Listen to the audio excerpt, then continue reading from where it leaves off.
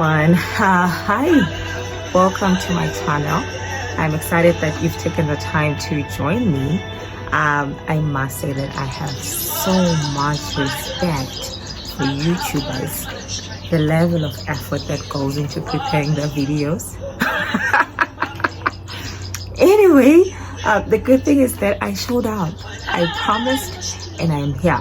So I'm happy that I made it. A lot has happened in between, but hey, I'm here now. Welcome to my channel. For those that are joining in for the first time, welcome. My name is Eswatini, and I will be posting videos that affirmation videos that seek to help you and I go through our week or start our week with renewed energy, having a sense of a new perspective, because really each day as it comes, it offers us an opportunity to start afresh, to start with a new perspective and set new intentions. So welcome. For those that have been with me, for the last couple of days, because my channel is pretty new, thank you so much, especially those that have already subscribed. I appreciate it, and thank you so much for taking the time right now to watch this video. So we will get shortly to our affirmation for this week.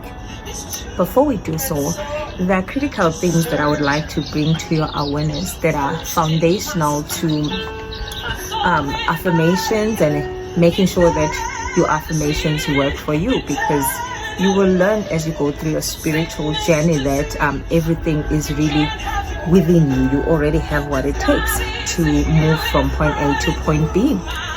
So one of the things that I really would like you to be aware of is the fact that what matters most in this world is how you view yourself. Who do you say you are? Who do you say you are? What perspective do you hold about yourself? That is so critical in building a spiritual, successful, abundant life, because whatever perspective you hold will definitely determine what will unfold in your world, how far you can go, what you can achieve in your lifetime. One day God said to Joshua, wherever you set your foot, you will possess that land. He did not mean physical setting of your foot. I mean, I would be owning the whole of Tembelife if that was the case. But what he meant was whatever you can conceive with your mind is possible. You can achieve it. You can attain it. Where are you here? Who do you say you are? That is very important in terms of laying a foundation for a fertile ground for your affirmations to work. Secondly, I want to bring to your awareness that affirmations are not just fluffy, superficial statements. These positive statements are critical in shifting your mindset in terms of your perspective of what is possible. They're critical in reconditioning your mind and calibrating your mind towards the things that you want, because as we come into this physical experience, there are a lot of things that we are exposed to that actually condition our minds to think in a certain way, to believe in a certain way, in terms of what we think is possible to achieve. Oh, I don't know, women can go as far as this. No. A man can't do this. Those kind of things are very, very important in developing, or rather creating a foundation for a successful life. That's the second thing. One of the things that our spiritual teachers have taught us, also physics confirms it, is that energy, everything is energy. Everything is energy. Our thoughts are energy. Our words are energy. And now we know that thoughts become things. We can make a very quick example about what you think and how your thought pattern can actually lead to real medical conditions manifesting in your physical experience. Having, for instance, obsessive thought patterns, which then lead to you being diagnosed with some condition, that shows you that, our thought process is critical. It's energy. Our thoughts are energy. They impact our physical world. So with that, I want to then take you to a level of, now that you understand that everything is energy, to bring your attention to the fact that emotions vary in terms of frequencies. We can literally illustrate emotions on an emotional scale. We can draw lines and say that emotion X is here, it's vibrating at this lowest level because of XYZ. Emotion X is at this level because of whatever. Let's take guilt, blame, shame, hatred, and hatred, HURTETRED. Some people don't know what hatred is, but it's that condition where we put ourselves in a very vulnerable position where we are not looking beyond something that hurt us. For instance, I lost a father in 2017. If I was operating at a frequency of hatred, you would often hear me saying things like,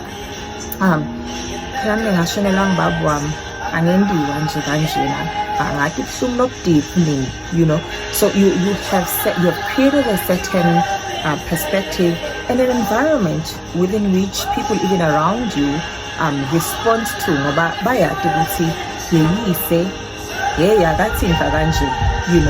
So that sort of thing shows you that you can operate at a certain vibrational frequency, and it will determine how you respond to situations and how you view certain things in life. Usually your feelings of guilt, jealousy, envy, and what have you are at this low level of, you are vibrating at a very low frequency, a frequency of confusion, a frequency of not knowing who you are because you're constantly comparing yourself and things like that, such that you feel stuck. You are not able to step out. You even lose a sense of who you are because you're chasing what other people are chasing. And then you have a frequency, emotions that are at a higher frequency: joy, love, peace, appreciation, gratitude, those kinds of feelings. When you are feeling like that, there are things that become clear in your life. It's a high vibrational frequency. For instance, when I'm at peace, when I'm calm, I usually get myself into the space by going into meditation. That is the time that I receive from source energy. Ideas come when I do that practice.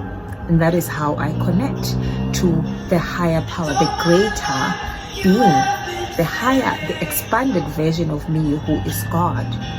And by the way, one of the things that has sort of limited our perspective of who we are is religion. I won't go into much detail, but I will make an example about myself. I grew up in a church where it is perceived and it is impressed on you as a kid that God is residential someplace else outside of you until you get saved, until you receive salvation. So that sort of brings feelings of unworthiness when you do certain things that are misaligned with God. You feel like you are far from God. There are even words that are used to judge certain behaviors, and we know that judgment is a low vibrational frequency. Whether you're a Christian or not, you are vibrating very low, and you are likely to be regurgitating same life experiences in your life and not snapping out of them and succeeding because you are focused on what other people are doing instead of being focused on yourself and ensuring that you're always staying at a frequency where you're not judging, you are not expecting other people to be under your control. You want things to just go your way and things like that. So when you are in alignment with God, there's no judgment, there is joy, there is peace, there's acceptance of difference. You love people where they are, and by staying there you attract people because they are just seeing that it's working for you. You attract the right people. So that's the other thing that I want us to know. Number one, know who you are. Define yourself. If you have not done that already, do define who you are. Define your world. What do you want to achieve in this lifetime? What are your intentions? And your intentions don't start in a year, they start in a day. This is your opportunity right now to write down what it is that you want to achieve this week. It could be a difficult conversation. It could be taking the step of upgrading your CV. It could be switching the TV to start focusing your attention onto a business plan that you have not done, like you say, that you had not done for a long time, but I did it today. So it is important what you focus your energy on, because guess what? No one is coming. No one is coming. No one is coming to switch off the TV for you. No one is coming to push you out of the house to exercise. No one is coming to write the business plan.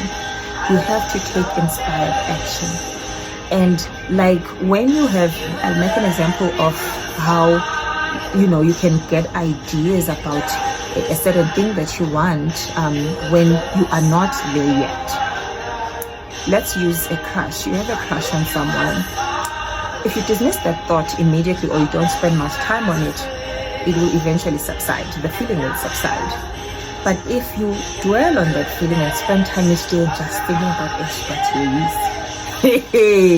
Eswatini, you will get to a point where you want to take inspired action, because when you think about something repeatedly and allow it to settle into your emotions, you give it so much momentum that even the universe is moved, because the universe is moved by your feelings, what you believe in. You want to know how the universe will move things for you, for your crush? You keep bumping onto this person. All of a sudden, you keep bumping onto this person because the universe is responding to how you feel. That's the other thing that I wanted you to know. Know who you are, understand what affirmations can do for you, because thoughts are energy, words are energy. As you use affirmations, you are impacting this to cause a shift towards positivity in order to impact what manifests in your physical world. I'm rushing time. I don't want to keep this video very long. But now that you are aware that thoughts are energy, everything is energy, plants are energy, and that we vibrate at different frequencies because of the way that we feel, it is important that we always aim for the feeling that feels best, because the feelings that feel good are what God desires for us. At all times, God wants us to be in a place where we feel good, because it is only then that we can cause things to come, like your crush. That is when the universe is moved in your favor to gather all the cooperative components to bring to you that which matches your vibration, where you are. If you are preoccupied and focused on guilt, or if you're more things that will make you feel guilty will keep coming to your experience. It happens in life that we find ourselves at that low emotional scale. It happens.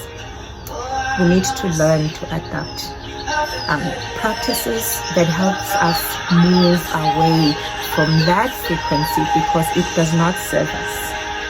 One of my spiritual teachers, Reverend Ike, makes this example in terms of just, I want you to understand why it's important to feel good and how that is critical in relating to the Father, your higher power, your God, whatever you want to call it. He makes an example of the story about Esau and Jacob. When the father was old, he became blind, and he was ready to give the blessing to the the son, the rightful heir, before he died. So this is what he says. He says the blindness of the father, he's likening it to the blindness of the law of God, the blindness of the subconscious mind. The subconscious mind is the God mind. It's the one that actually makes things to come about. So he says that he says that the blindness of the father is likened to the law of God, which is no respecter of man. It looks at no face. It operates through feeling. Then the mother is your subjective intuition, the perspective that you hold about a certain thing at any given time. The mother could also be your affirmations, what you're doing about getting to your desired goal. Because when you ask from God, it means you realize that I am here, I want to get here. God, take me there. How do you bridge in the gap? You need to feel as though you already have the blessing. Anyway, let's get back to the story. So he says, when Jacob went in, the father could recognize that the voice does not sound like Esau's voice, so he wanted to confirm, come closer, my son. He felt him. The mother had made sure that he feels and smells like Esau. The father felt him and smelled him, and he felt that this was the one deserving of the blessing. When we come to the Father, we need to feel like the one deserving the blessing. We need to feel, match your desires at your emotional level. My Christian people will tell you it's called faith. It's called belief. When you have faith, whether you're Muslim or Christian or nothing, when you have faith and when you feel that you deserve something, it's yours. Whether they call you a heathen, whether they call you whatever, that is why you will see people succeeding across different cultures, across different religious beliefs, because they believe in a certain cause and they feel it. They have impressed a certain feeling in their subconscious mind that this is theirs. So in the subconscious mind, the Father, the greater being of you must feel like the one deserving of the blessing. So in order to move to your desired goal, you need to calibrate yourself to feel it before it comes. It's called faith. It's crazy feeling that something that has not manifested in the physical world already exists and is coming to you. It's called faith. There's a book by Neville Goddard that says feeling is the secret. It is really in the feeling. The reason why you and I go to church and we jump and hey, you should see me there. Well, I don't jump, but you should see me lifting my hands up. And we are doing all of that not because we want to be seen by you. Sorry. We are doing all of that because we are impressing a certain feeling on the subconscious mind until we feel that we are in agreement with that. And because we know that when we get into that space, that feeling, something will come. It's coming, it's coming. Yes, yes. That is how it works. You need to feel to the Father as the one deserving of the blessing. Yes, it is the feeling that gets you the blessing. Make sure that you are always aiming for the feeling that feels best. Make sure that once you have set that intention, once you have decided who you are, what you want to achieve, you spend time on a daily basis to feel, to think about that thing that you desire, like your crush, to make it gain momentum. Ideas will flow when you spend time, actual time, thinking about this strategy. Ideas will come. Because when you are feeling clarity, when you are feeling at peace, that is when you can operate optimally. You can watch yourself at work when things aren't going right, how unproductive you are. We have to aim for the feeling that feels best, because that is when we're able to operate at a very productive rate. So let us get to our weekly affirmation. I am so glad you are here. I am so glad you are watching this. Thank you. Thank you. So the affirmation that I'm going to share with you resonates deeply with me, because like I said earlier, when we grow up, we are conditioned to believe that God is someplace else outside of ourselves. and we feel disconnected each time we sink into feelings or negative feelings, because we are looking at a situation or at ourselves differently than the way that God is looking at us. That's what it is. When you're feeling negative emotions like fear, doubt, and things like that, it's because you're looking at yourself or a situation from a different angle than that which God is looking at it. So it's important to calibrate and align ourselves. It's important to know that we have direct access to God. We are extensions of source energy, regardless of race, religion, whatever it is the feeling, it is the belief in something that actually makes things happen and work in this life. At least that is what I have seen with my life. So the affirmation goes, wherever I am, there you are also. Wherever I am, there you are also. Wherever I go, there you are. When I sleep, when I wake up, when I drive, when I'm having conversations, wherever I am, your presence is right there with me. I wish for you to go through this week with full confidence in your divine right that you are one with God. Jesus, for my Christian family, Jesus came into this life to demonstrate to us the Christian life. If you see Jesus as someone there and not see yourself in him, you have not known him. But if you see Jesus and all that he resembled and see yourself, then you know that he said, I and my Father are one. You are connected to the Father through spirit, through your emotions. When you go deep within, you connect with the greater I am. That is your Jesus belief. It's not Christianity.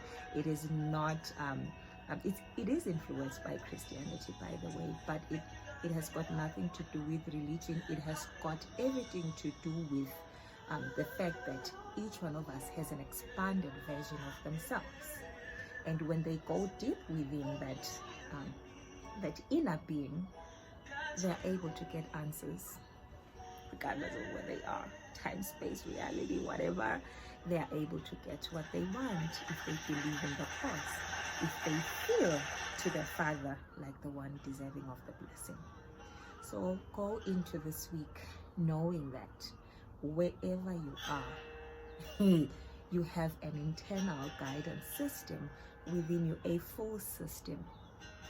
So this affirmation for me evokes feelings of a deep sense of knowing that wherever I am, his gaze is always upon me. As I go through this week, he will be aware of me and my intentions. As I go through this week, he will care for those I will interact with and will be aware of them and their intentions.